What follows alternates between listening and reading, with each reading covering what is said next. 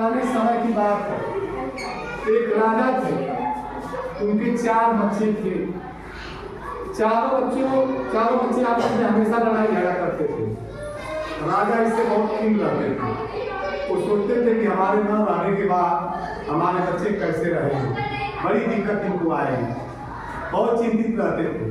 एक दिन राजा अपने 4 बच्चों को अपने पास बुलाए और उनसे कहे कि तुम जाओ और जा करके एक बच्चे को पहले वाले बच्चों को उन्होंने कहा तुम जाओ और एक लकड़ी लाओ। वो गया और एक सूखी लकड़ी लेकर के आया और उसके बाद राजा ने कहा कि इसको तोड़ो। तो उस लकड़ी को ऐसे किया और लकड़ी टूट गई। फिर दूसरे बच्चे को भेजा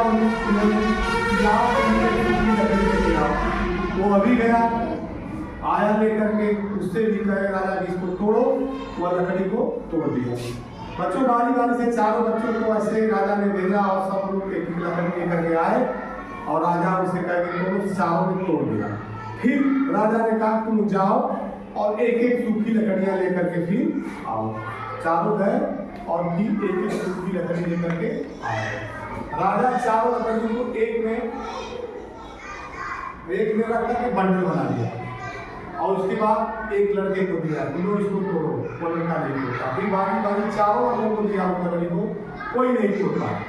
तो राजा ने कहा कि देखो बच्चों, आपस में लड़ना झगड़ना नहीं चाहिए, तालमेल है।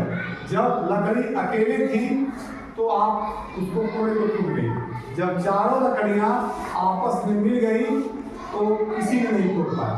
इसी तरह से अगर तुम लोग आपस में चारों मिल के रहोगे तो कोई तुमको तोड़ नहीं पाएगा। अगर अलग अलग रहोगे, बांटे रहोगे तो फिर कोई भी तुमको तोड़ देगा। तो यह इस बात का, राजा के इस बात का इतना असर पड़ा उन बच्चों पर कि बच्चे अगले दिन से झगड़ा करना छोड़ दिए।